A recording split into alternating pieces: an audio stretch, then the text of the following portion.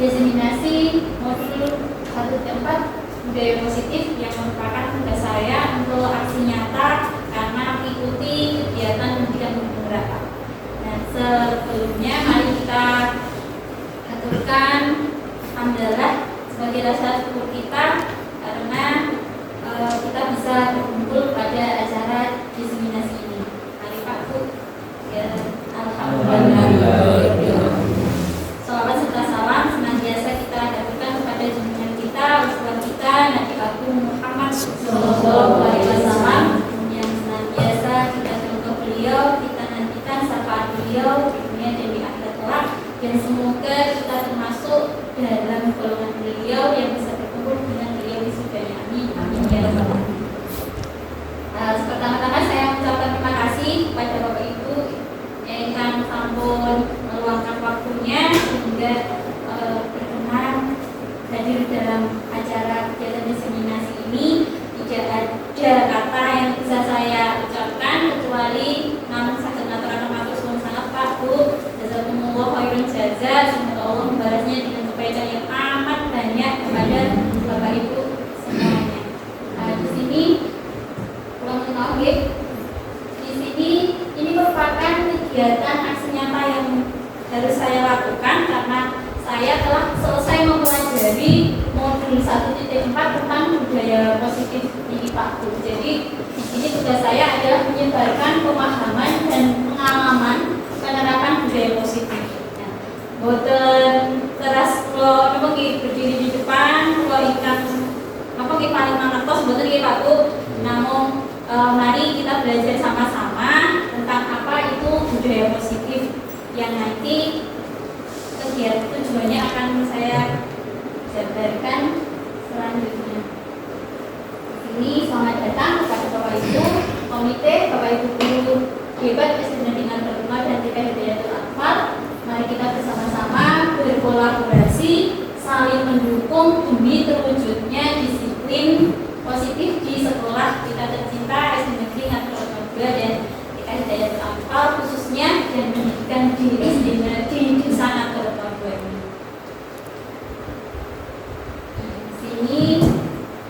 Ini rencana tindakan aksi saya nih Pak. Yang pertama latar belakangnya karena di sini belum menyeluruh pemahaman yang dimiliki oleh guru kalian stakeholder yang ada di sini tentang apa itu budaya positif, disiplin positif, motivasi perilaku, kebutuhan dasar, keyakinan kelas, dan posisi kontrol, juga segitiga institusi. Harapan yang kedua di sini, harapannya dengan pemahaman yang baik tentang konsep-konsep ini, yaitu konsep budaya positif ini, guru dan warga sekolah akan terbangun budaya positif yang baik di lingkungan sekolah. Tujuannya di sini yang pertama saya ingin menciptakan murid yang merdeka, yaitu murid yang mandiri, disiplin, memiliki disiplin yang kuat. Dan yang kedua, saya ingin menumbuhkan budaya positif di sekolah dengan meyakini nilai-nilai kebajikan universal dan mengimplementasikannya dalam kegiatan melalui tiga institusi, kelas, dan di sekolah agar terwujud budaya positif di lingkungan sekolah. Ya, dukungan kegiatan ini terlaksana karena dukungan yang pertama kepada didukung oleh kepala sekolah, rekan-rekan saya di SD Negeri Natal 2, teman sejawat saya Bapak Ibu Guru TK dan Pak Komite serta wali murid di SD Negeri Natal 2. Ini Pak untuk rencana tindakan saya. Yang kedua, disiplin. Materi yang akan saya sampaikan di sini yaitu konsep-konsep dasar tentang disiplin positif. Apa itu disiplin positif? Oke, apa itu maknanya? Meliputi teori motivasi, nilai-nilai kebajikan universal, 5 posisi kontrol, keyakinan kelas, kebutuhan dasar manusia, dan segitiga diskusi. Dan insya Allah nanti apa yang saya sampaikan waktu juga diimplementasikan konten jenjang TK kalian kalau kita. Oke, di sini di awal sebelum kita masuk mempelajari tentang disiplin positif, saya mengajak Bapak Ibu semua untuk melakukan perubahan paradigma.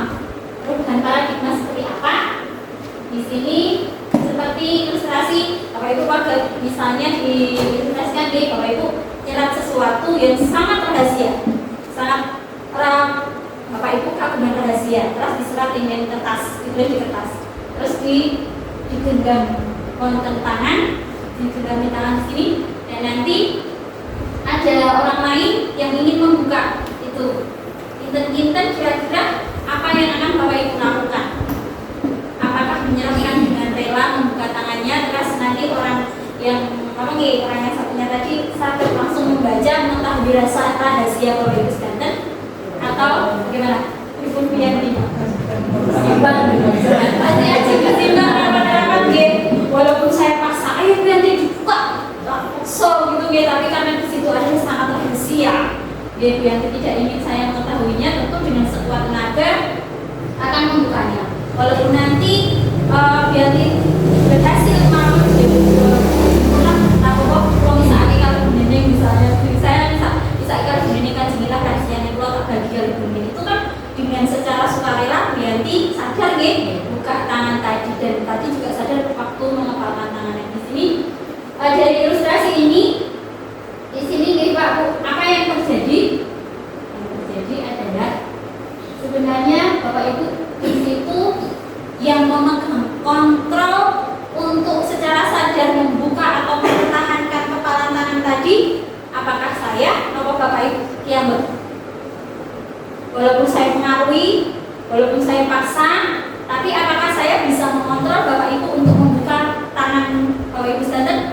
Ya, boten nggih. Jadi di situ terus jawabannya memang hanya kita sendirilah. Ini perubahan paradigma teori kontrol atau teori pilihan.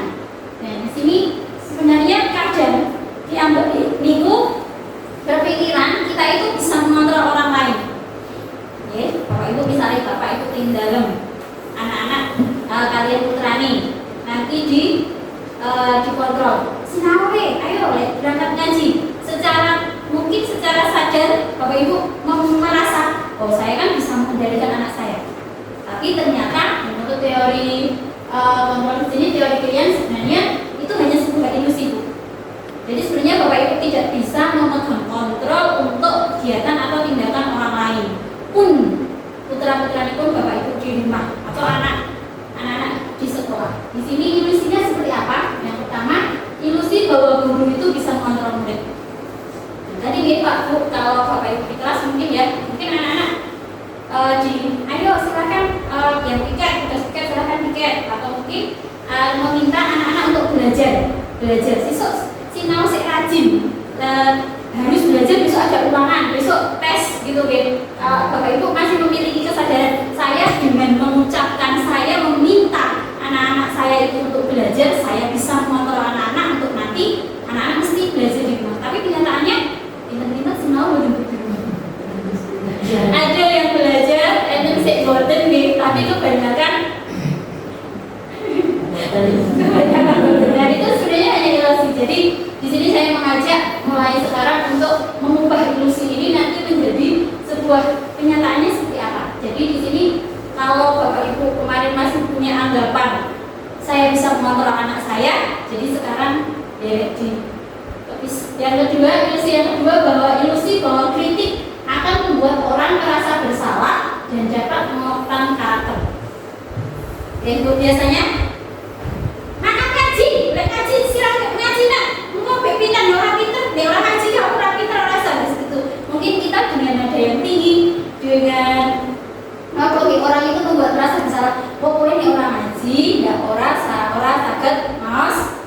Orang sakit mas keluar bisa akib bapak kalau ibu. Biasanya mungkin Bapak Ibu pernah buka konten itu kan secara tidak sadar membuat anak itu merasa bersalah. Oh ini Bapak Ibu buatan orang ngaji, orang isolasi tidak bisa ngaji, mungkin Bapak Ibu sing rekoso. Nah itu sebenarnya Bapak Ibu tadi dengan mengatakan seperti itu sedang memiliki pikiran bahwa saya dengan membuat anak merasa bersalah akan mengubah karakter anak yang tadinya tidak mau ngaji, tidak mau belajar, jadi mau belajar. Gitu ya, misalnya di kelas biasanya Ibu, mbok misalnya Bu Guru, wis terang-terangke gitu ya, membuat anak merasa bersalah. Tapi sebenarnya itu tidak tepat. Perkataan kita di kelas dengan membuat anak merasa bersalah itu tidak akan mengubah karakter anak menjadi lebih baik. Terus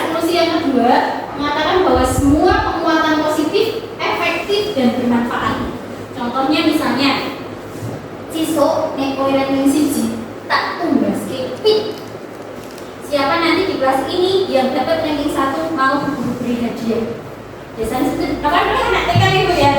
Siapa yang mau nyanyi? Grupnya permen, grupnya snack begitu lah. Sebenarnya saat kita melakukan seperti itu kita beranggapan bahwa kita itu memiliki pemikiran bahwa dengan kita memberikan sebuah persepsi penghargaan berupa barang itu kita bisa mengubah seseorang, mengubah murid kita, mengubah anak kita secara efektif.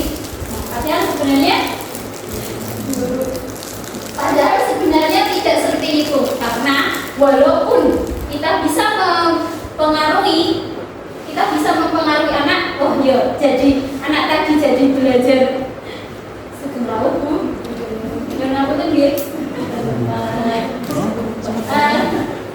kita saat melakukan memberikan penghargaan permen dan siswa rajin sekolah biar besok nanti kalau dapat ranking 1 anak itu jadi berubah terus sinau terus mengenai lalu, tapi ternyata tidak. Mari hanya bermanfaat saat anak-anak itu nanti diberikan sebuah iming-iming lagi. Jadi tidak benar kalau bahwa ini dari penguatan positif ini akan efektif dan bermanfaat mengubah karakter anak. Itu salah dipahami, karena itu hanya akan menambah konflik lagi.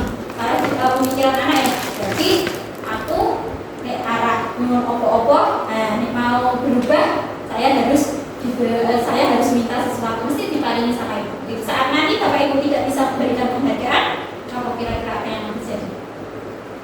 Anak pasti akan dengan mudahnya, untuk tidak ya sesuai keinginan tadi, jadi sesuai kontrol anak-anak itu tadi, beli mau ya. Terus yang kedua, yang terakhir ilusi bahwa orang dewasa itu melihat untuk memaksa. Nah, itu biasanya Bapak Ibu biasanya misalnya di sini kalau dalam di rumah misalnya siswa sekolah kudu mondok, kudu pondok niko, itu sebenarnya Bapak Ibu sedang melakukan ini sedang merasa bahwa Bapak Ibu itu bisa memiliki hak untuk memaksakan kehendak Bapak Ibu kepada anak-anak dan menerapkan Bapak Ibu. Itu juga di kelas misalnya ini. Jadi saat Bapak Ibu guru memiliki, saya bisa kok menguasai anak-anak, nanti tak paksa. Nah, nanti dengan cara yang seperti apa kegiatan kita memaksa anak selanjutnya gitu. Jadi ternyata mari kita berubah, kita melakukan perubahan paradigma berpikir ini bahwa anak-anak itu memiliki pilihan. Kita tidak bisa mengontrol orang lain pun juga kita tidak bisa mengontrol anak dan peserta didik kita. Nah, perubahannya di mana Pak Bu? Di sini. Jadi sebelum ada ini Bu, teori kontrol ini sebelumnya kita itu melakukan aktivitas itu berdasarkan stimulus respon. Jadi di sini biasanya kalau ada stimulus baru kita merespon. Nah, di mana letak perubahan yang harus kita lakukan di sini Bu?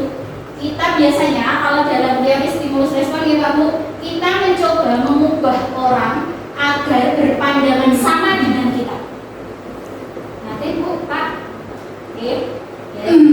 Paling gampang itu kali putra putri Bapak Ibu. Jadi biasanya ini kita kalau stimulus respon mengatakan bahwa kita itu bisa mengubah orang lain berpandangan sama dengan kita. Tetapi pada kenyataannya menurut teori kontrol itu kita tidak bisa, ya, kita walaupun kita berusaha memahami pandangan orang lain, kita harus memahami pandangan orang lain tentang dunia. Jadi setiap orang itu memiliki pemikiran sendiri-sendiri, berbeda. Satu orang yang satu dengan orang yang lainnya memiliki pilihan pandangan sendiri, dan kita harus membuka pikiran tentang hal itu.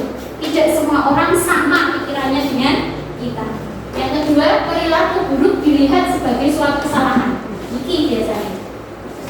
Oke Pak Bu, biasanya gitu. Kalau anak saya di kelas misalnya, orang tidak mengerjakan PR, nanti kalau saya langsung, mesti tak kita nih, orang nggak PR gitu kan. Jadi sebenarnya perilaku buruk itu benarkah nanti harus ini dilihat sebagai sebuah kesalahan? Kalau menurut teori kontrol di ini dapat dilihat semua perilaku itu memiliki tujuan. Jadi apapun yang kita lakukan, apapun yang anak lakukan sebenarnya di situ ada tujuannya. Nah, itu nanti disiplin positif di sini untuk mengubah ini, Bu. Oke, jadi mengubah salah ini. Selanjutnya, orang lain bisa mengontrol saya. Harus tahu. Oke, Bapak Ibu mengepalkan tangan tak suruh buka. Tidak bisa kan kita mengontrol orang lain. Kalau di teori pilihan Anda tidak bisa mengontrol orang lain. Kalau di teori respon bisa. Jadi seperti tadi, oke, mangkat ngaji. Nah, anak-anak dikontrol oleh kita sinau gitu. Tapi itu menurut stimulus respon. Selanjutnya memaksa ada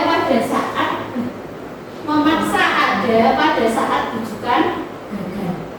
Di sini terus di sini memaksa ada pada saat rujukan gagal. Maksudnya bagaimana, Bu? Seperti tadi, misalnya akhirnya putrane Bapak Ibu boten purun naos nggih. Boten boten ngaji. Akhirnya di sini apa dengan paksaan? Wis, rek makan lah. Nah, itu maksudnya seperti itu. Nanti kalau rujukannya tidak berhasil, nanti kita akan melakukan yang lebih keras lagi dari rujukan kita tadi. Gitu. Nah, sebenarnya harus kita ubah menjadi seperti apa? Dengan kolaborasi dan konsensus menciptakan pilihan-pilihan baru. Jadi kita tidak memaksa, kita tidak bisa mengontrol, maka kita harus bisa berkolaborasi, bekerja sama dengan putra putri di sekolahan, dengan putra putri bapak putri di rumah.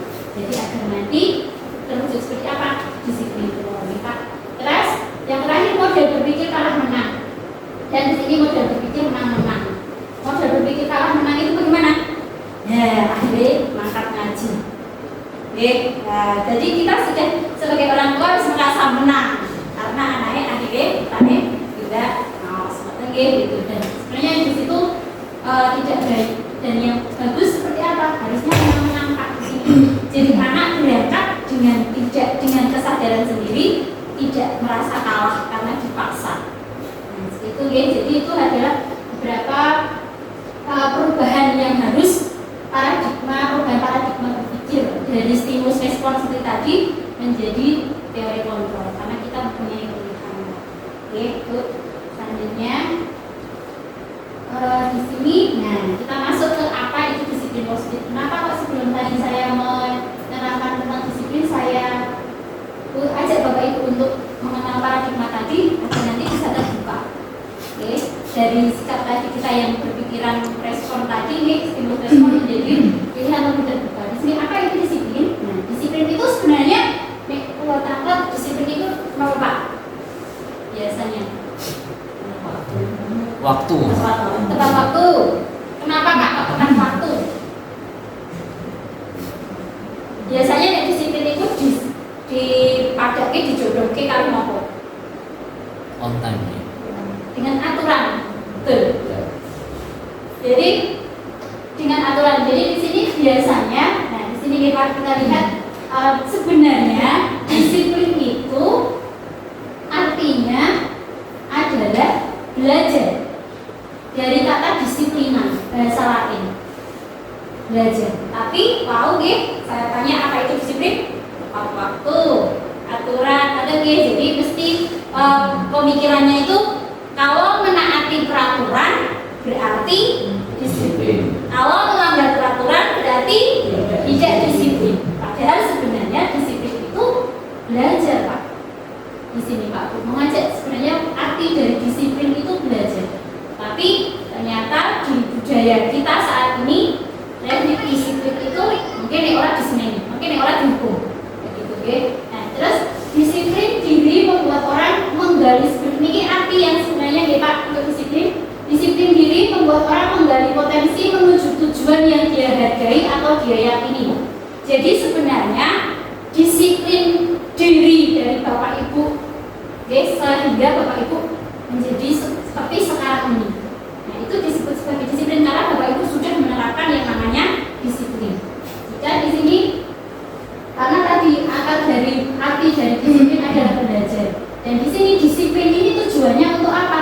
Untuk menuju dan menggali potensi. Bukan bukan berangkat dari keterpaksaan dan aturan. Sebenarnya kata disiplin itu di sini untuk menggali potensi menuju tujuan yang dihargai dan yang diinginkan.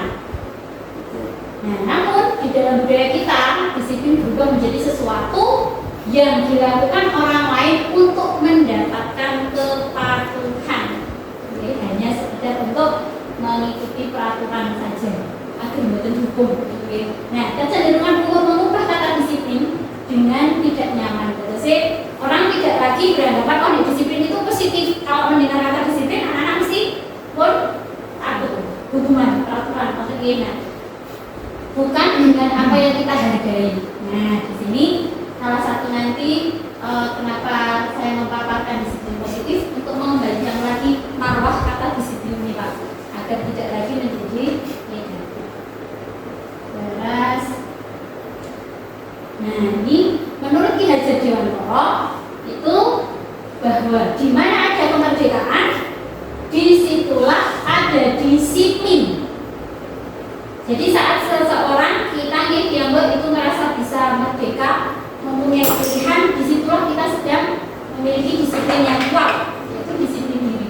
Sesungguhnya disiplin itu bersifat self disiplin, bersifat disiplin diri, yaitu kita sendiri yang mewajibkan kita dengan sekeras-kerasnya. Nah, oke, jadi itu mana disiplin sejalan dengan pemikiran Ki Hajar Dewantara. Kalau di sini merdeka dalam konteks pendidikan berarti harus menciptakan murid yang merdeka, bukan murid yang terpaksa karena gurunya. Oke, jadi syarat utamanya yaitu harus memiliki disiplin yang kuat. Disiplin yang kuat yaitu disiplin yang dari diri dan memiliki motivasi internal. Jadi disiplin tidak hanya saat dengan guru kelasnya saja. Kalau begini, wantri kok nanti berhadapan dengan Bu Dwi, nah itu berarti anak-anak belum memiliki disiplin, belum ada motivasi dari dalamnya. Dengan siapa saja dia harus. Nah itu ya Pak Bu, ini tentang disiplin. Jadi di sini kalau hanya sekedar dari enten pulau gitu kelas 6 anak, kalau ada saya berarti itu motivasinya hanya dari eksternal dan itu tidak akan mengakar kuat karena mesti akan berubah jika tidak ada saya, jika tidak ada penghargaan, jika tidak dihukum. Nah di sini jadi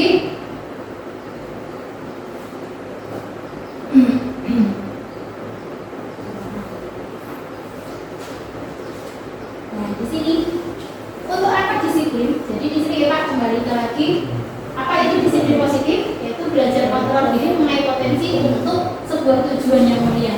Tujuannya ini berupa nilai kebajikan yang nanti akan disumbangkan melalui disiplin positif ini. Nah, sekarang untuk apa disiplin positif?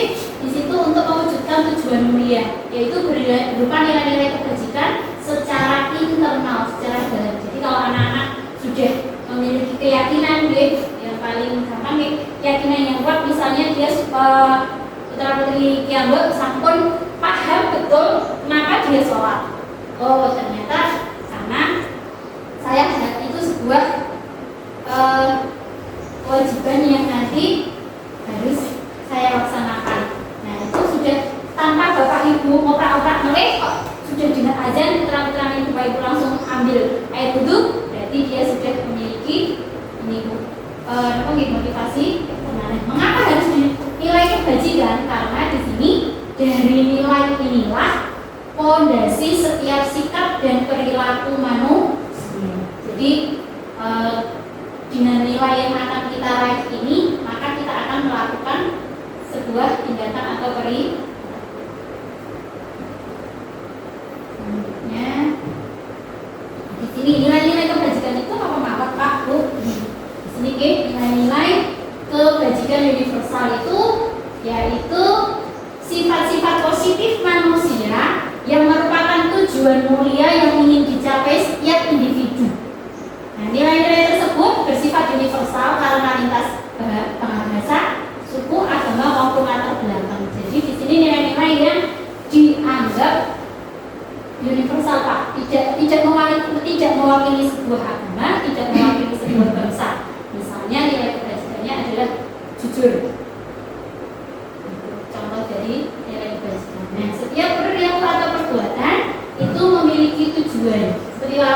teori kontrol mau saat menggenggam tangan tadi. Nah, kita nanti kita kaitkan dengan perilaku anak untuk menumbuhkan kedisiplinan. Di sini nilai-nilai kebajikan yang ingin dicapai oleh setiap anak Indonesia yaitu profil pelajar Pancasila. Nah, di sini lebih dikerucutkan lagi di pendidikan kita karena nilai kebajikan di sini sangat banyak.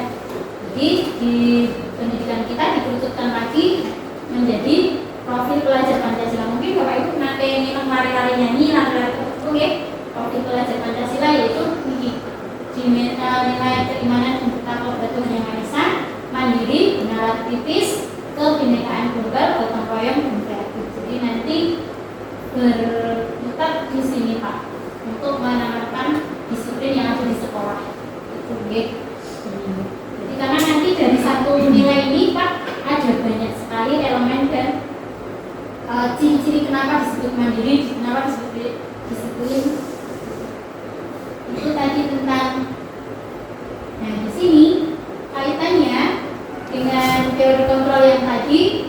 Jadi setiap perbuatan itu memiliki tujuan, yaitu memenuhi kebutuhan. Nah, nanti yang saya teruskan kebutuhan 5 itu apa saja. Jadi setiap perbuatan itu tujuannya untuk memenuhi kebutuhan ini Pak. Perbuatan ini muncul karena motivasi intrinsik untuk mencapai tujuan mulia yang diyakini dan diinginkan. Nah, di sini mulai tergambar dari disiplin, terus dikaitkan dengan tindakan. Nah, tindakan yang untuk memenuhi kebutuhan ini. Nah, di sini dari pengertian ini ya Pak, teori motivasi. Jadi ada karena di sini ada memunculkan motivasi intrinsik. Berarti motivasi ada apa saja? Di sini menurut dari Gosen itu ada 3 jenis motivasi. Jadi anak-anak misalnya, kenapa kok pakai seragam merah putih setiap hari Senin? Karena kenapa tidak pakai baju bebas? Karena nanti kalau mau pakai baju bebas saya akan dihukum. Nah, di sini motivasi anak yang pertama misalnya menghindari hukuman. Di sini merupakan motivasi yang paling rendah. Ya, tidak hanya anak kita yang bermauan kalau melakukan sesuatu hanya karena ada hukuman, karena ada peraturan, itu merupakan motivasi yang paling rendah dan paling lemah. Yang kedua, motivasinya kenapa? Kenapa kok sekolah? Karena mungkin dapat sangu dari Bapak Ibu, misalnya anak-anak seperti itu sudah naik lebih sedikit lebih naik tingkatan motivasinya di Bapak daripada hanya karena hukuman tadi. Dan yang ketiga, di sini kenapa seseorang melakukan sebuah perbuatan karena untuk menjadi orang yang mereka inginkan dan menghargai diri sendiri dengan nilai yang diyakininya. Di sini yang tertuang dalam nilai-nilai kebajikan. Nah, di sini dari 3 motivasi ini, dari 3 alasan inilah tindakan manusia itu melakukan tindakan menurut dari Makanya apa hubungannya motivasi ini? Nah, di sini guys, tadi seperti yang sudah saya sampaikan, untuk mencapai ini motivasi, dan dari motivasi tadi karena hukuman dan karena imbalan tadi adalah motivasi yang dari luar, seperti Paul sebutkan, nek ora dikasih hadiah tidak mau maju, seperti itu, guys. Nek boten ora dihukum kok kali begini misalnya, nah, dia tidak mau. Dan yang terakhir, nah di sini motivasi internal di sini, yaitu motivasi yang paling tinggi dan yang di sini nanti yang akan permanen Pak Bu, untuk bisa menanamkan karakter, untuk menanamkan disiplin. Tujuan disiplin positif di sini yaitu ingin memunculkan motivasi internal dalam diri anak-anak kita. Agar kenapa? Agar motivasinya itu ini saya lakukan karena diri saya sendiri. Karena saya ingin jadi anak yang pintar, karena saya ingin membahagiakan Bapak Ibu, karena saya ingin menjadi orang yang bermanfaat. Nah, ini kalau anak-anak sudah menemukan ini Pak, motivasi ini, yakin nanti Bapak Ibu tidak bisa apa-apa, anak sudah otomatis jalan sendiri, karena tidak membutuhkan lagi motivasi dari luar. Oke, jadi disinilah tujuan utamanya disiplin positif. Oke, dengan apa? Nah, pertanyaannya nanti Pak, dengan apa untuk bisa memunculkan motivasi internal ini? Seperti tadi. Oke, kalau Ki Hajar Dewantara mengatakan merdeka itu artinya tidak hanya terlepas dari perintah, akan tetapi juga cakap untuk memerintah diri sendiri. Nah, ini sesuai dengan tadi Pak, motivasi internal yang dijelaskan oleh dari dosen tadi. Jadi di sini, jadi kalau anak-anak itu sudah bisa merdeka, nah merdekanya di sini disiplinnya sudah tinggi. Jadi di sini tidak hanya perintah, tapi sudah bisa memerintah diri sendiri. Nah di sini biasanya nih Pak Bu, karena tadi ada motivasi eksternal yang dari penghargaan, di sini kita ubah lagi paradigma berpikir kita bahwa ternyata dihukum oleh penghargaan. Aslinya memang Bu, penghargaan kok menghukum penghargaan itu memberikan nilai positif. Tapi ternyata apa yang kita lakukan selama ini ternyata tidak 100% benar. Karena ternyata dari penghargaan itu sebenarnya kita sedang memberikan hukuman kepada anak-anak. Kok sakit? Karena di sini penghargaan biasanya Bu Yanti memberikan penghargaan pada ranking 1, 2, dan 3. Padahal di kelasnya ada 19 anak. Nah, hukuman di sini jadi yang siapa bukan untuk yang mendapatkan penghargaan Pak, tetapi di sini untuk yang tidak diberikan apresiasi, tidak diberikan hadiah. Itu mesti. Nanti bukan loh, kayak sih tidak di hadiah dengan 1, 2, 3, untuk saya tidak ranking. Nah, itu sebenarnya sudah menghukum anak-anak. Ini menurut Elkan itu ini akan berdampak pemberian dorongan ini, karena tadi dorongannya hanya eksternal dan di sini nanti akan sebagai sebuah hukuman bagi anak-anak lain. Nah, terus juga pripun kalau tidak diberi penghargaan, mereka dimotivasi, anak-anak tidak bergerak. Nah, oke, ini jadinya adalah bisa. Ini kenapa? Karena ternyata pengaruh jangka pendek dan jangka panjang di sini nanti jangka pendeknya itu untuk anak-anak yang mendapatkan penghargaan, jangka panjangnya untuk anak-anak yang tidak mengharapkan benar. Aku ranking siji, aku pinter.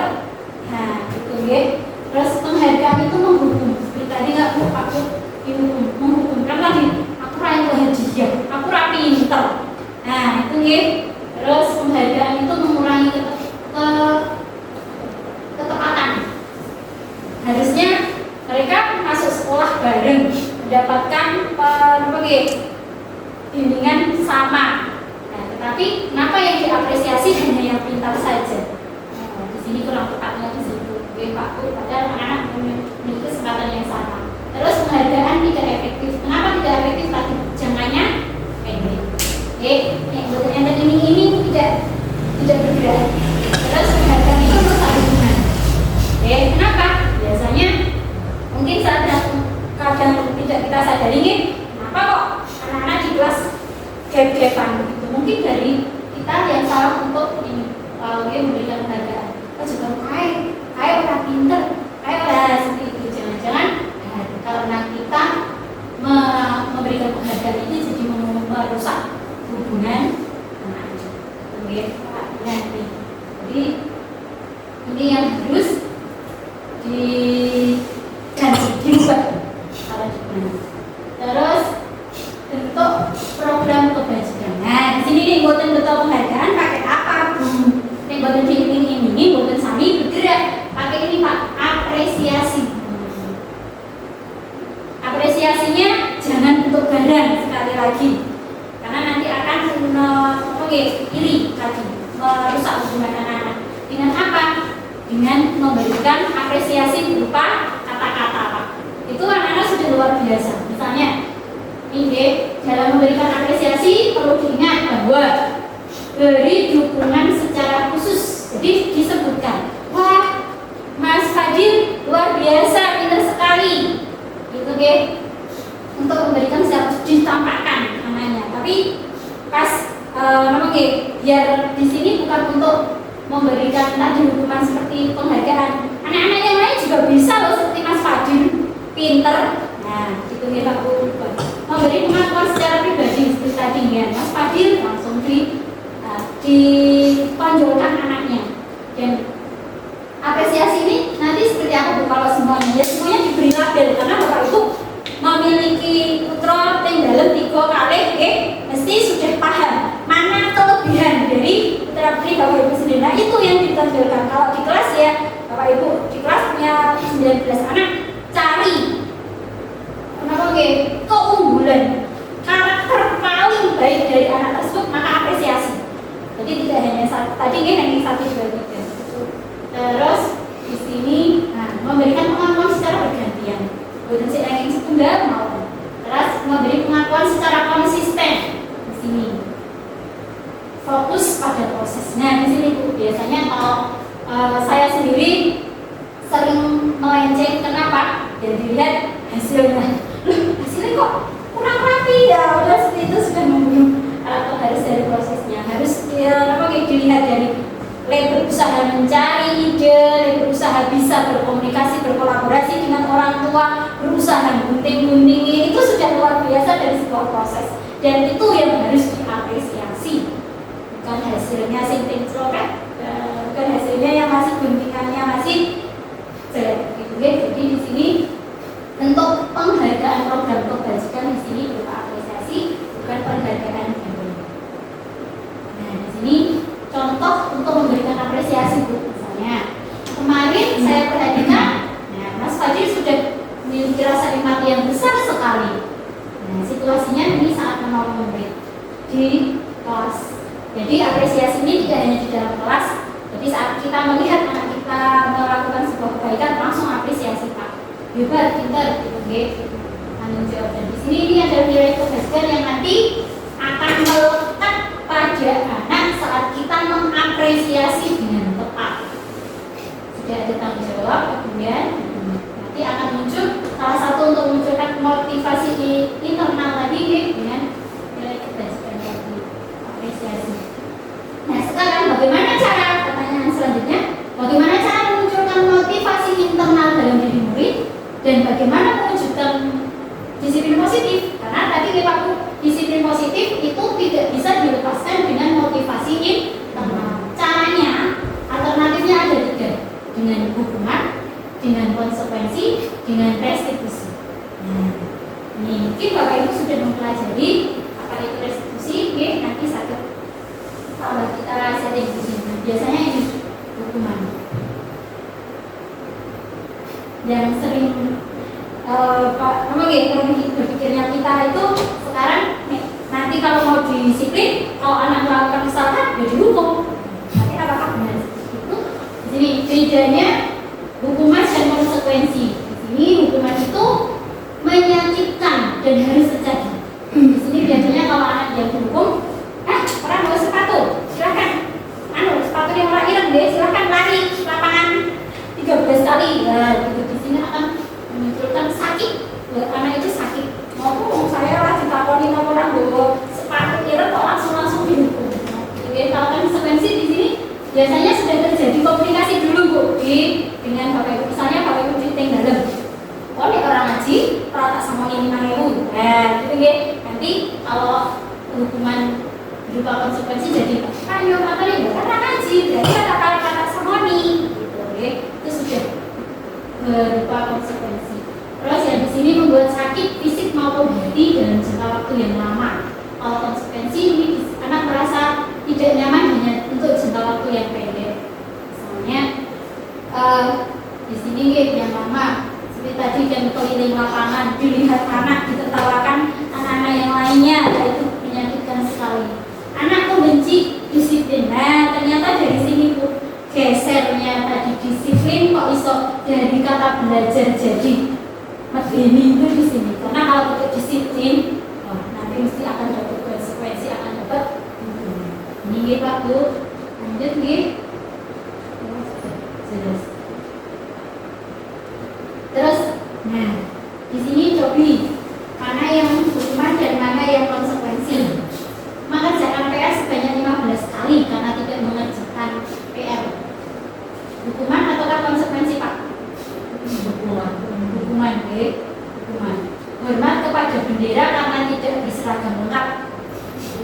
hukuman. Membersihkan coretan di meja yang dibuatnya, konsekuensi. Mengepel atau membersihkan air yang ditumpahkan di lantai. Ini perbedaan antara hukuman dan konsekuensi. Bedanya tipis. Tapi kalau hukuman ini anak-anak tidak diberi langsung secara otomatis guru itu menghukum. Anak tidak diberi andil apa-apa untuk membela atau apa. Kalau konsekuensi masih ada rembugan. Di sini selanjutnya berarti, nah yang ketiga ya Pak Bu, kalau hukuman boten, konsekuensi boten berarti restitusi. Di sini apa itu restitusi? Restitusi adalah sebuah cara menanamkan disiplin positif pada murid. Oh, ternyata caranya tidak dengan hukuman, tidak dengan konsekuensi, tetapi dengan restitusi. Apa itu restitusi?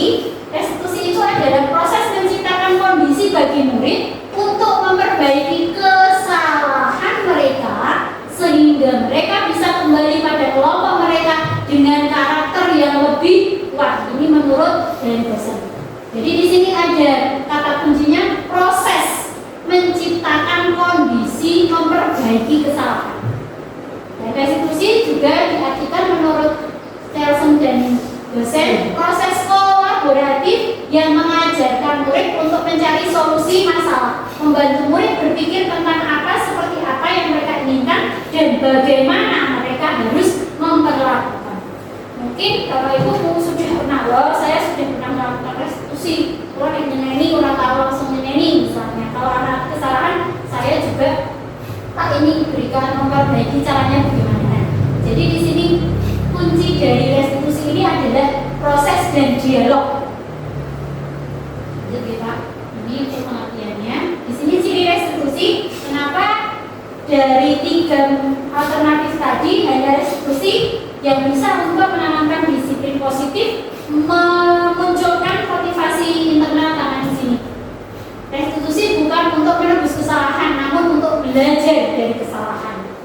Restitusi memperbaiki hukuman. Restitusi adalah tawaran, bukan paksaan. Restitusi menuntun untuk melihat ke dalam diri. Restitusi mencari kebutuhan dasar yang mendasari tindakan. Restitusi ini cara yang terbaik. Restitusi fokus pada karakter, bukan tindakan.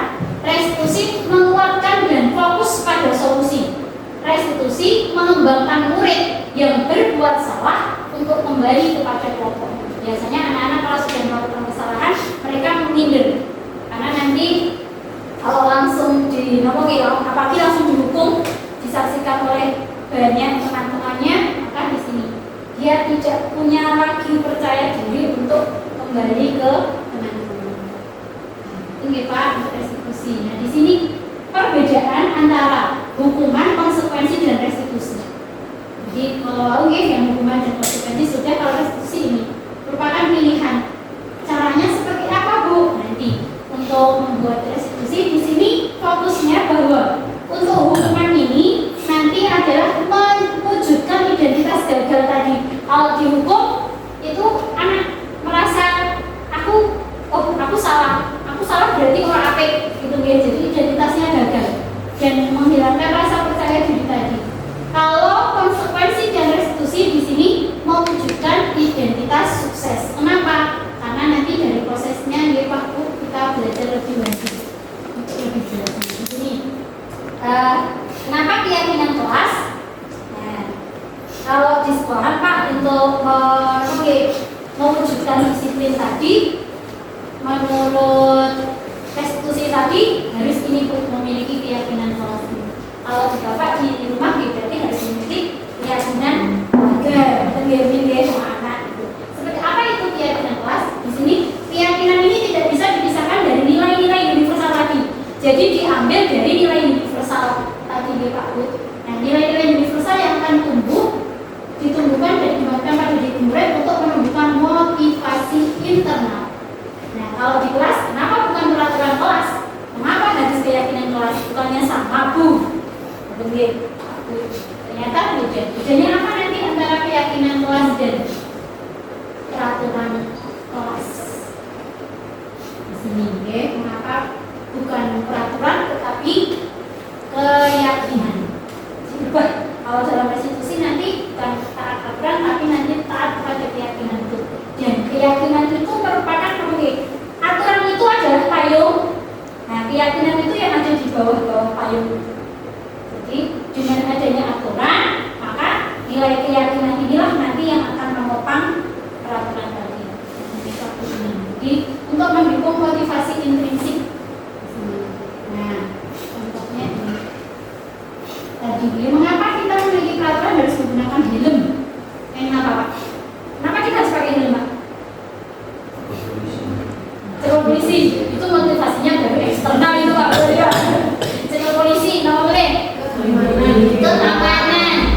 Kalau dikaitkan dengan nilai kebajikan berarti apa? Keselamatan. Itu nilai. Jadi kenapa pakai helm? Karena keselamatan. Jadi kalau sudah orang sudah punya motivasi eksternal, dia pakai helm bukan karena dari polisi, Pak. Jadi karena ini adalah keselamatan untuk saya. Jadi itu motivasinya eksternal. Terus mengapa kita memiliki peraturan 3M? Masker, mencuci. Kayak apa, Pak? COVID. Untuk kalau ke nilai yang universalnya berarti nilai apa yang ingin dijadikan ini? Kesehatan kita. Kesehatan juga sehat. Terus mengapa kita memiliki peraturan harus datang tepat waktu saat mengikuti pelatihan? Nilai nomor yang mau kita disebut disiplin. Jadi ada peraturan dan peraturan itu sebagai payung. Nilai kebajikannya itu yang ada di bawah untuk menopang dan payungnya itu model sampai itu jadi nilai-nilai di situ yang harus ditetapkan. Jadi di sini dan tujuannya tadinya untuk memunculkan motivasi intrinsik ini untuk kembali kepada keyakinan dan untuk mengikuti serangkaian peraturan. Jadi bukan langsung peraturannya ini tapi lewat Nah, di sini kalau digambarkan di sini itu kalau di sini situasi di sekolah ya, Pak. Kalau di rumah ya nanti di sini ada aturan rumah, keyakinan yang diyakini di keluarga tersebut, dan nanti akan membuat lingkungan keluarga yang positif dan baru nanti akan menumbuhkan budaya positif. Nah, kalau di sekolah ini nanti, kalau di kelas sudah ada peraturan sekolah, yang masuk kelas nanti harus dijabarkan lagi menjadi keyakinan apa yang akan ditumbuhkan di tiap-tiap kelas.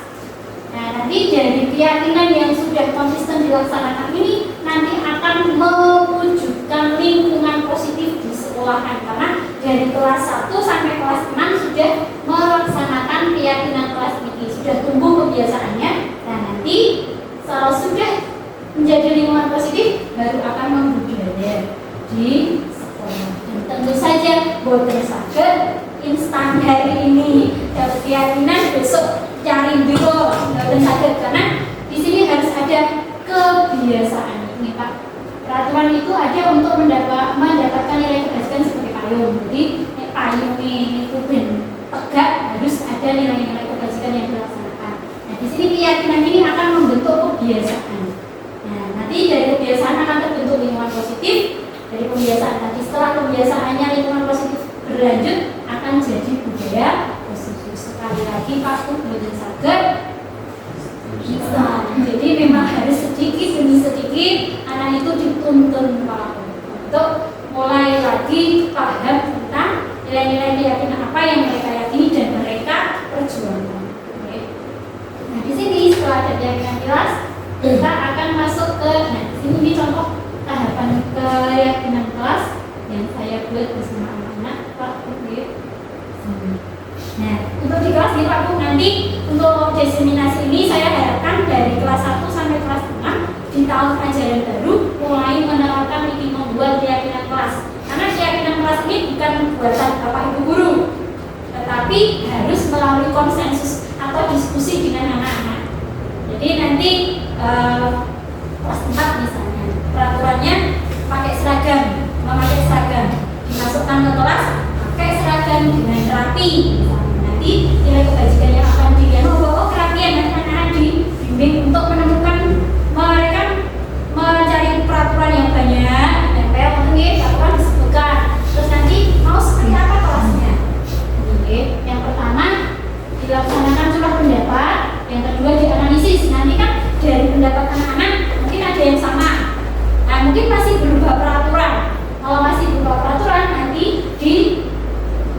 disempurnakan lagi di sini. Nilai-nilai kebajikan apa? Oh, misalnya di bokap yang rapi, dipakai misalnya kalau meminjam harus minta izin, itu nilai apa? Oh, saling mohon. Jadi di sini nilai yang nanti yang diterapkan di setiap kelas jangan terlalu banyak, tetapi anak-anak bisa melaksanakannya. Ini dari kelas kalau sudah terlaksana, nanti insya Allah konsisten jadi yang positif. Jadi ibu nanti kalau posternya sudah jadi ditempel di dinding kelas yang bisa dilihat anak-anak. Nanti dari keyakinan kelas ini Bu kita gunakan untuk melakukan restitusi. Oke. Contohnya di sini nih, misalnya nih nilai kebajikannya banyak sekali seperti ini ya Pak Bu. Terus kita cari satunya. Nanti di kelas harus nih nilai kebajikan ini yang kita gali di kelas. Misalnya dengan mandiri. Mandiri ini dalam dimensi mandiri namanya teman-teman duit. Mandiri itu ada regulasi diri. Nah nanti dari situ dan nanti dicari dari elemen ini, dari dimensi mandiri ini nanti elemen mana yang akan digali menjadi keyakinan kelas.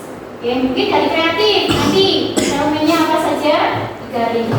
Dari benar kritis, nanti biar jadi. Ini karena di sini ada nilai kebajikan sekolah yang harus kita tanamkan. Tadi dijabarkan tadi dari nilai. Nah di sini kalau di kelas 6 saya punya slogan jujur mulia yang kayak gini. Jadi yang saya angkat di sini adalah nilai kebajikan dari kejujuran. Nah di sini ada berpikir positif, komitmen, mandiri, membantu, saling menghargai, dan orisinal di sini. Ini banyak ini. Nah setelah tadi ya Pak Bu, kita melakukan tindakan itu tadi karena ada tujuan memenuhi kebutuhan. Strategi ngaji mau memenuhi kebutuhan. Kebutuhannya apa saja? Nah di sini dihubungkan dengan teori kontrol tadi. Ternyata pilihan-pilihan kita melakukan semua aktivitas itu untuk memenuhi 5 kebutuhan dasar ini. Dan 5 kebutuhan dasar ini jika terpenuhi nanti pemenuhannya itu bisa dengan baik dan kita lihat dulu apa 5 kebutuhan dasarnya, yaitu yang pertama yaitu survival atau bertahan hidup. Di sini memenuhi kebutuhan biologis, fisiologis, papan, sandang, makan, itu untuk survival. Terus yang kedua yaitu love and belonging. Jadi setiap dari kita manusia pasti memiliki kebutuhan untuk disayangi dan diterima. Konten kok sing boten mesti diterima oleh suami, dicintai oleh suami, dicintai oleh anak. Nah, terus yang ketiga freedom, memiliki kebebasan. Setiap dari kita itu pasti dari tindakan kita itu mungkin salah satu tindakan kita untuk memenuhi kebutuhan kebebasan ini. Karena apa? Kebutuhan di sini akan kemandirian, otonomi, mampu mempengaruhi arah hidup orang lain di sini. Kebebasan. Jadi kita punya pilihan, bukan terikat. Terus yang kedua untuk memenuhi kesenangan, untuk mencari kesenangan bermain, healing itu biasanya shopping gitu, itu. Terus yang ketiga yaitu untuk memenuhi kebutuhan power di sini, yaitu sebuah kepengakuan akan kemampuan dan kekuatan yang dimiliki. Di sini saat kelima kebutuhan semua dari apa yang kita lakukan mesti untuk memenuhi salah satunya ini. Misalnya, sebelum masuk sana, nanti saat kelima kebutuhan ini tidak terpenuhi pada diri anak, pada diri kita, maka apa yang akan terjadi? Kita akan memenuhinya dengan cara yang salah. Misalnya,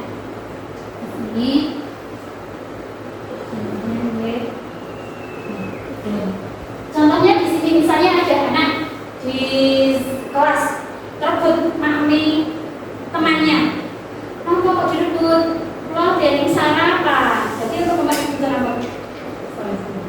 Suka kebutuhan. Kenapa kok kamu kabut mami anak? Lo kok pengen kok? Saya di rumah tidak dimiliki makmat itu untuk memenuhi kebutuhan apa tidak dari ini. Karena di rumah saya tidak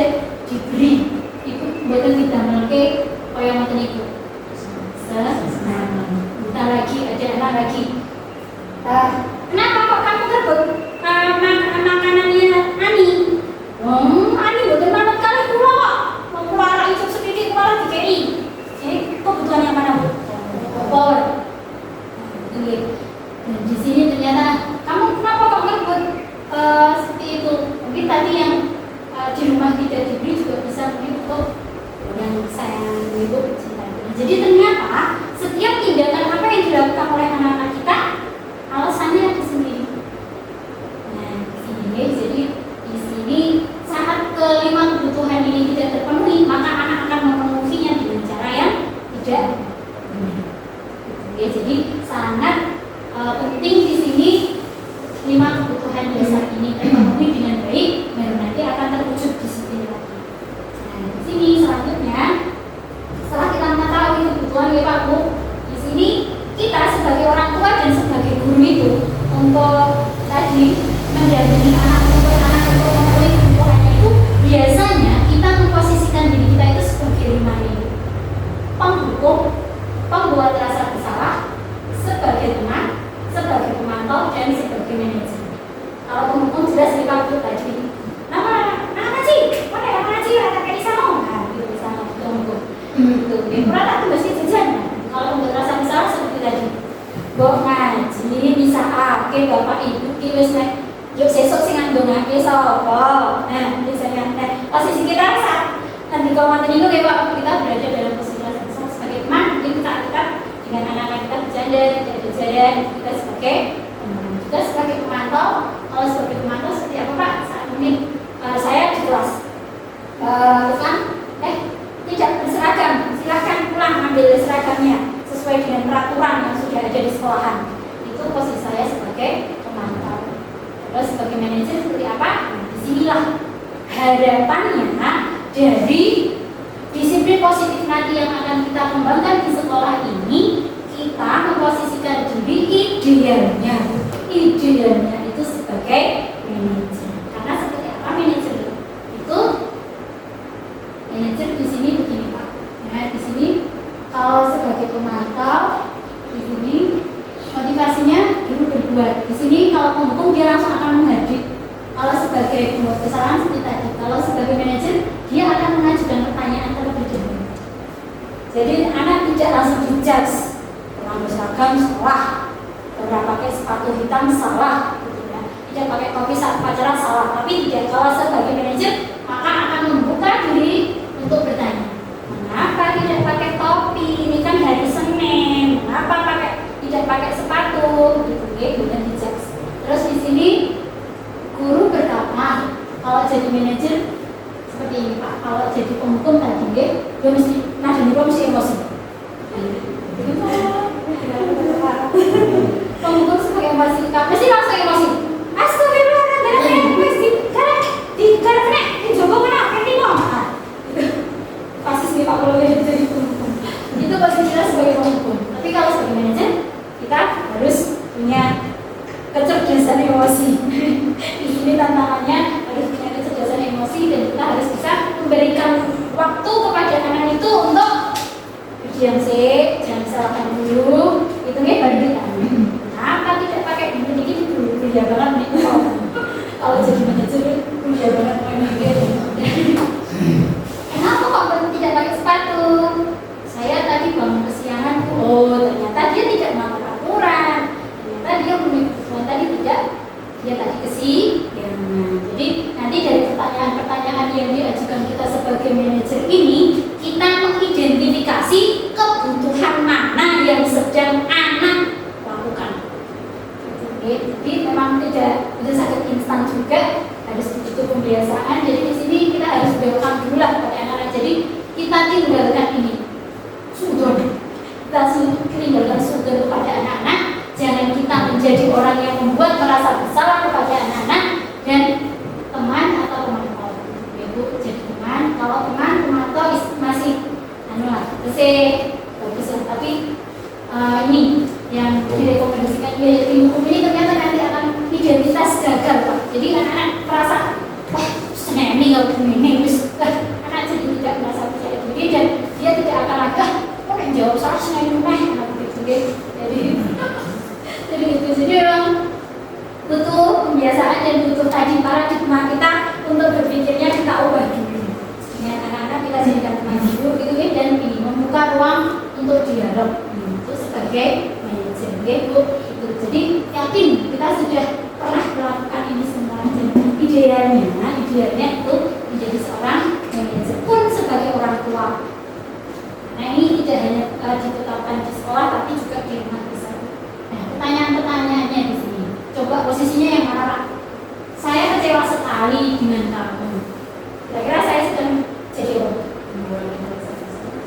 buat rasa besar. Ya Allah, kok ya Allah kecewa kamu tidak pernah benar melakukannya. Kamu tidak pernah benar melakukannya. Tiba-tiba saya posisinya seperti apa? Menghukum, langsung menjudge salah. Ayo, lakukan demi Bapak. Kalau Bu, ayo lakukan demi Bapak. Oke? Kasih. Sebagai teman. Jadi tidak ada, kalau posisi kita sebagai teman itu kita tidak standar kita mendudukkan diri kita dengan anak kita itu sebagai teman. Jadi biasa ini Pak teman. Gitu ya. Terus bagaimana kamu bisa menyelesaikan masalah ini? Bagaimana kamu bisa menyelesaikan masalah ini? Ya Pak? Manajer. Jadi solusinya kalau manajer itu bukan dari kita. Jadi memang kamu apa begini? Kayak itu karena kayak kamu dari kamu. Tapi kalau kita sebagai manajer, solusi itu harus dari kamu. Misalnya apa tadi? Hati terus ribun. Minta maaf. Nah, biasanya kita sama sahabat, sudah ngomong lah. Nah, gitu ya. Terus kamu selalu yang paling terakhir. Sebagai apa nih? Kamu selalu yang paling terakhir.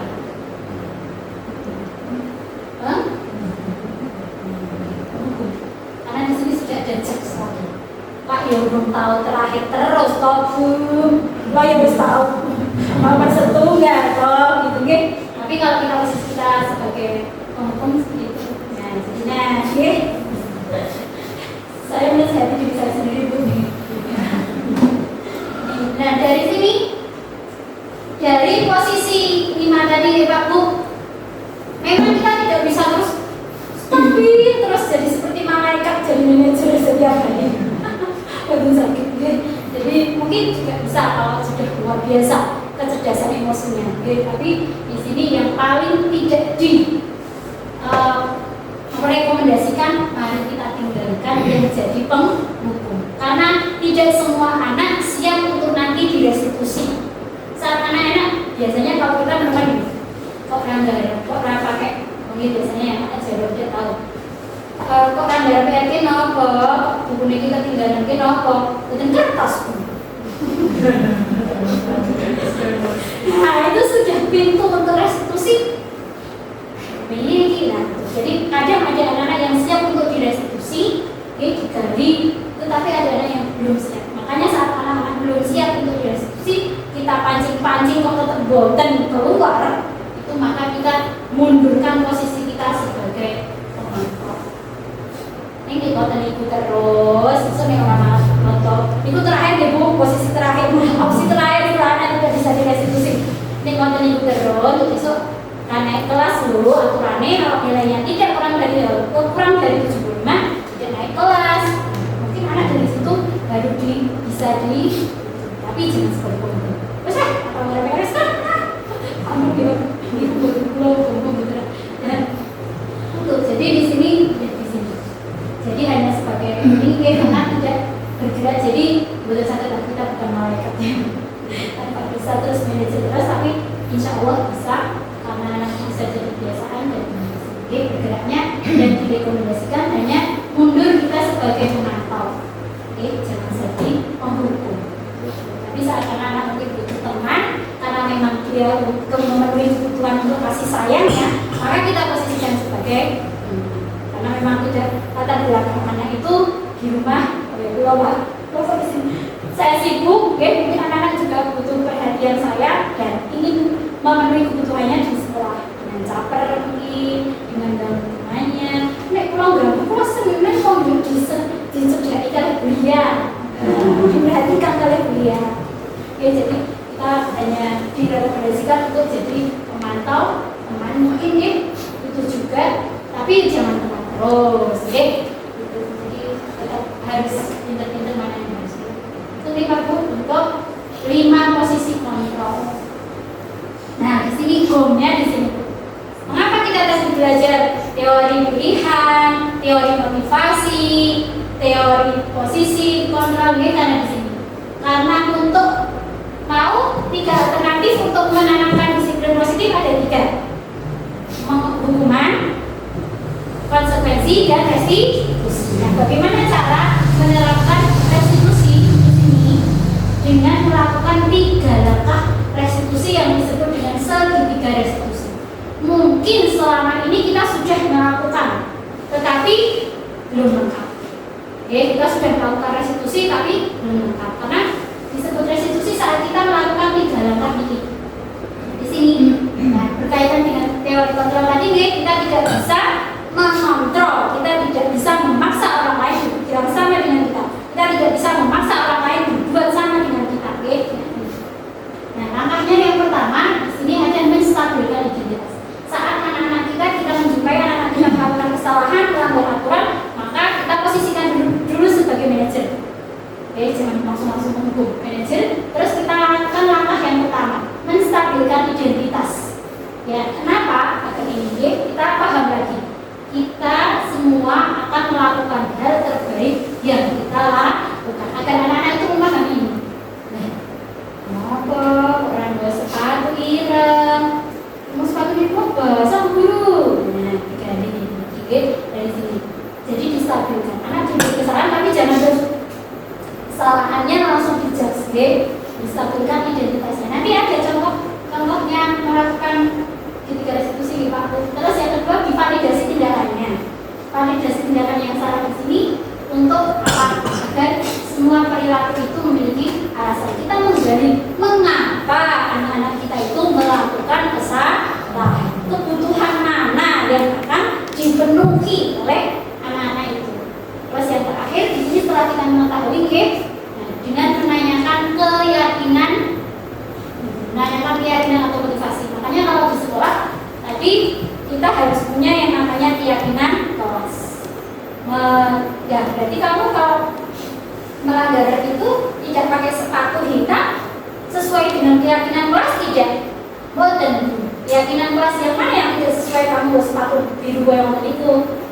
Oh, jangan lupa disiplin. Nah, jadi anak menemukan sendiri nilai mana yang dilanggar dan nilai mana yang harus diperbaiki. Nah, dari sini, disiplin. Jadi kamu harus bisa disiplin. Supaya bisa disiplin, kamu harus seperti Yesus. Oke? Nah, saya harus pakai sepatu hitam untuk setiap hari. Saya betul-betul itu tidak punya sepatu hitam, betul-betul basket kali pakai. Misalnya, ada yang seperti itu ya, betul-betul basket. Ampun terus, nah itu basket toh. Kita sudah tidak segini saja, tapi hari itu basket, berarti juga beribun. Berarti cuma memakai basket. Jadi semua solusi itu jadi karena kita hanya sebagai manajer, sebagai mancing-mancing saja. Karena jika sudah dilaksanakan dari diskusi ini, nanti harapannya tadi motivasi internalnya anak akan terwujud. Anak melakukan suatu perbaikan kesalahan itu bukan karena bullying, bukan karena aturan, tapi karena kesadaran. Saya melanggar, saya harus berbuat baik lagi agar saya bisa kembali ke kelompok saya bersama teman-teman itu dengan saya mempunyai identitas yang sukses. Jadi di sini anak-anak kesalahan tidak untuk dijudge terus salah terus. Jadi ini selanjutnya.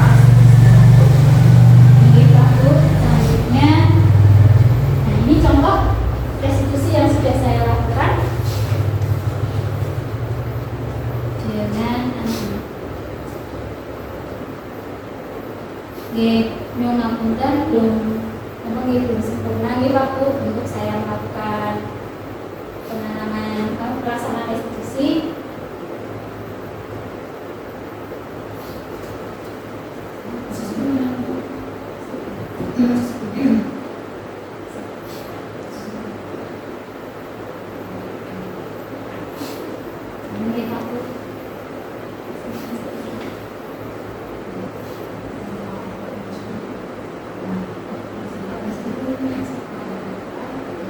Dari waktu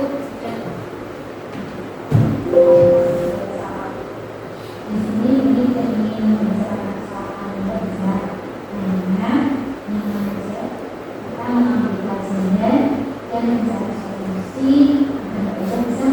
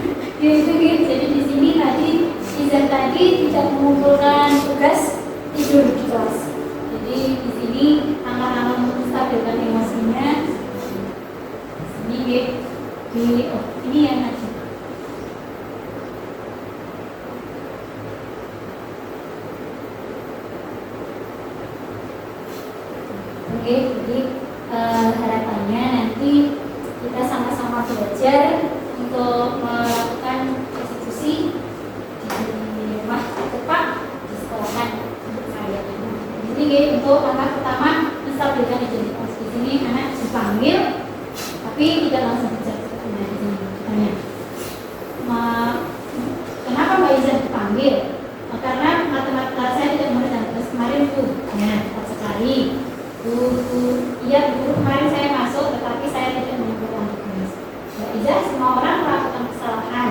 Di sini untuk menstabilkan ini, orang terus anak itu bisa kamu salah, tapi kita bawa anak-anak itu bahwa kesalahan itu tidak sesuatu hal yang fatal.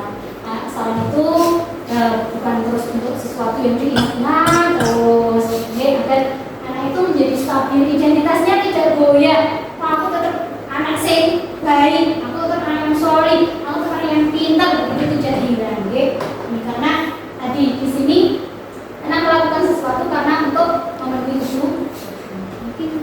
Mungkin aku sudah jelas sih untuk diskusi untuk melaksanakannya seperti itu. Ini yang stabil identitas, ini yang validasi tindakan. Nah, di sini ditanya mengapa, jangan langsung disalahkan dulu. Aku bilang nggak bisa kini, dan dia katanya boleh diberitahu mengapa nggak bisa tidak mengumpulkan tugas. Kita gali kebutuhan mana yang sedang anak-anak penuhi itu yang mana. Di sini kalau ternyata dia mampu, jadi di sini biar ada tindakan dia itu mengakui bahwa itu salah. Tapi dari depan kita sudah buat identitasnya stabil, salah itu tidak sesuatu yang memalukan. Terus yang terakhir di sini yang di langkah terakhir di restitusi yaitu ini menanyakan keyakinan. Nah, kalau ingin menanyakan keyakinan maka kita harus punya keyakinan waras. Makanya nanti di awal tahun pelajaran monggo saran-saran kita laksanakan restitusi ini dengan awal pertama membuat keyakinan waras bersama-sama anak-anak. Angkat batas pulau wis tak anu. Tapi anak-anak bisa ya. Oh ya, aku disiplin, tapi dari mulai mereka tumbuh sendiri dari tentu saja dengan bimbingan. Tapi bukan kita jual maklum, tapi anak-anak yang mencetuskan ide-idenya. Nanti kalau ada yang terus mirip-mirip, ya baru nanti keyakinannya di oh ini menghargai. Jadi kamu harus menghargai. Pakai menghargai itu seperti apa. Nanti saat ada konflik dengan teman itu kita arahkan ke keyakinan yang sudah ada di kelas ini untuk menyelesaikan masalah. Nah, berarti nanti di yang menanyakan keyakinan ini gali mereka untuk bisa mencari solusi sendiri dari kesalahan yang mereka lakukan. Mereka harus bagaimana? Gitu. Kalau selama ini mungkin kita sudah melakukan institusi, tapi biasanya solusinya dari saya. Gitu, oke. Jadi di sini untuk menanamkan budaya positif di sini kita pancing untuk motivasi eksternalnya anak-anak, motivasi internalnya agar tumbuh. Nah, terakhir aku sudah sesi yang terakhir. Di sini kita kembali ke kesimpulan saya akhir dari pemaparan saya.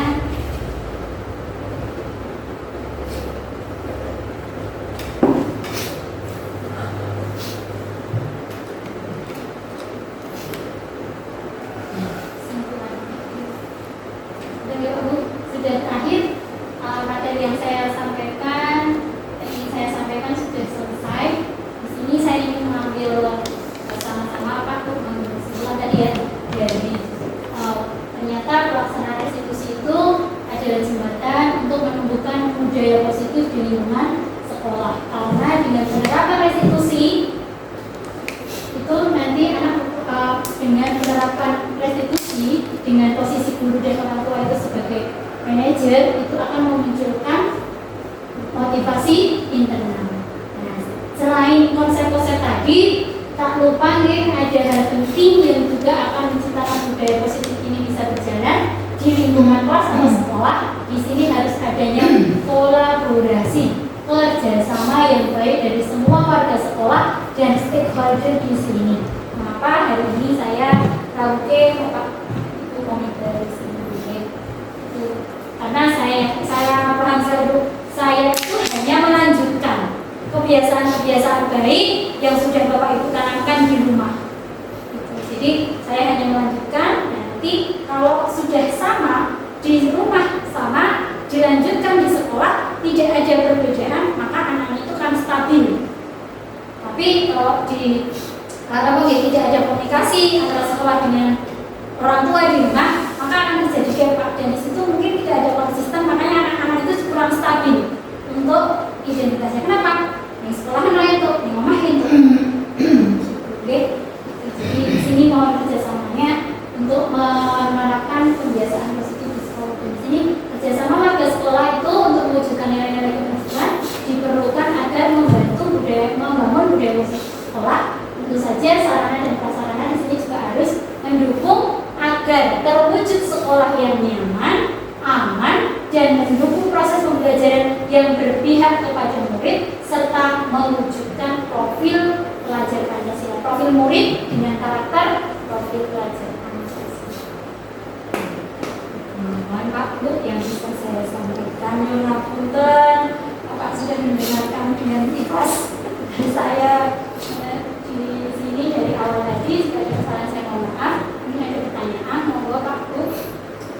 Dua pertanyaan dari tadi yang sudah saya sampaikan dari awal.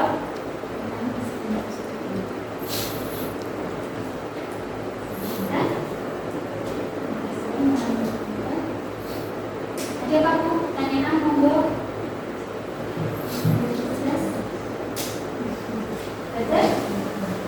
Alhamdulillah kami jelas banget. Penerapan ini Pak besok langsung ambil. Ya, sedikit-sedikit Bu. Jadi di sini kuncinya adalah dialog. Jadi karena restitusi itu adalah dialog. Jadi kita seringkali orang tua itu minimal emosinya.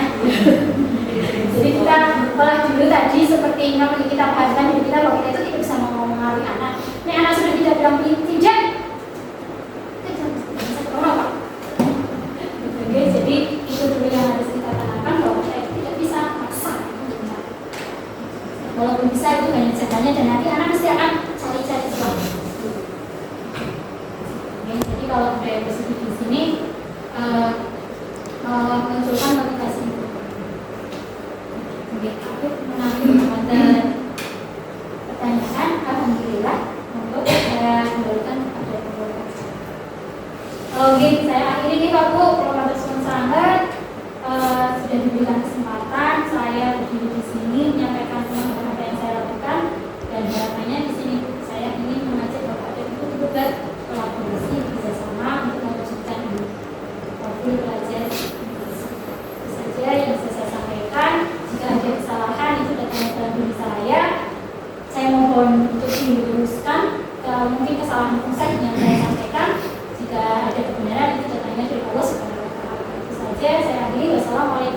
warahmatullahi wabarakatuh.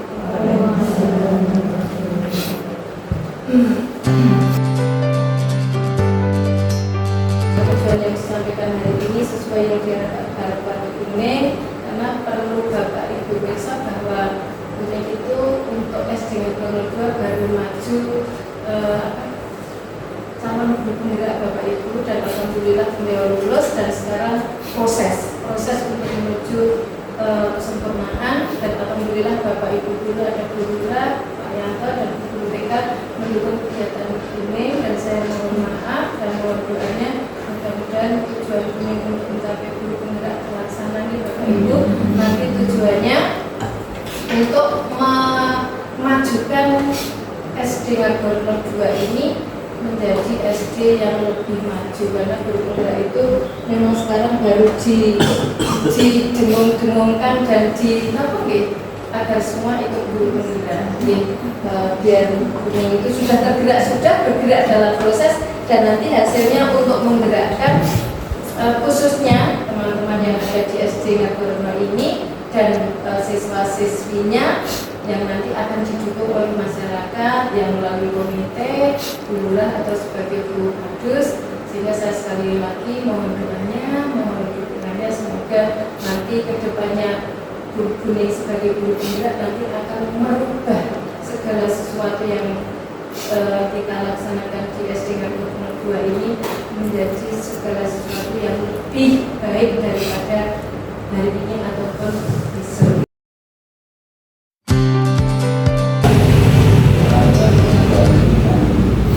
Tanpa halangan batu apapun, untuk itu marilah kita ucapkan hamdalah bersama-sama. Terima kasih atas waktunya. Kami mewakili sebagai komite SD Ngagorno 2 di waktu untuk memberikan testimoni tentang apa yang dipaparkan oleh guru penggerak, yaitu guru Neneng SPJ. Kami tadi secara garis besarnya aja kami menyampaikan bahwa kami selaku komite dan juga orang tua dari anak setelah kami di apa yang dipaparkan oleh Bu Neneng tadi, intinya itu untuk menanamkan anak untuk disiplin, apa ya dimaksud disiplin positif. Itu kami sebagai orang tua ya, kami sambil mendengarkan dan membayangkan itu apa yang kami selama ini kami sampaikan ke anak itu ada, kalau boleh dikatakan banyak yang kurang tepat. Kalau apa yang diambil dari kesimpulan dari hal yang dididik itu supaya anak itu bisa mandiri dengan sesuai jadi anak sebagai dirinya sendiri. Yang dimaksud mungkin dasar agamanya begitu. Jadi bukan karena didikte oleh orang tua, oleh guru atau oleh teman-teman. Jadi intinya itu supaya anak itu bermandiri, berdiri atau jadi diri sendiri.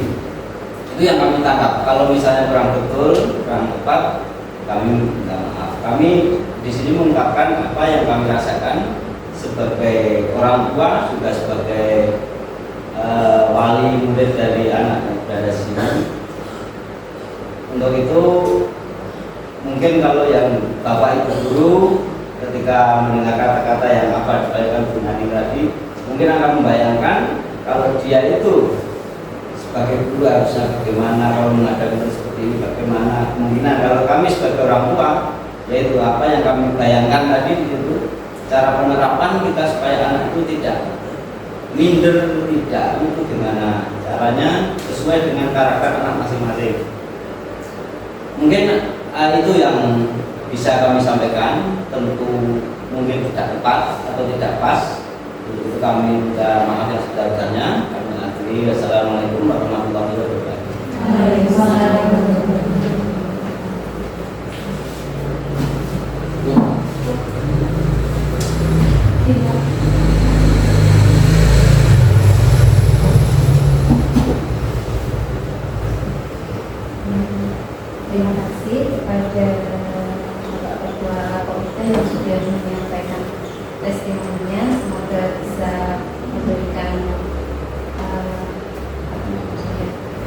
pencerahan gitu ya kita semua bahwa pentingnya kita sebagai orang tua dan sebagai seorang guru itu untuk membangkitkan disiplin positif dari dalam diri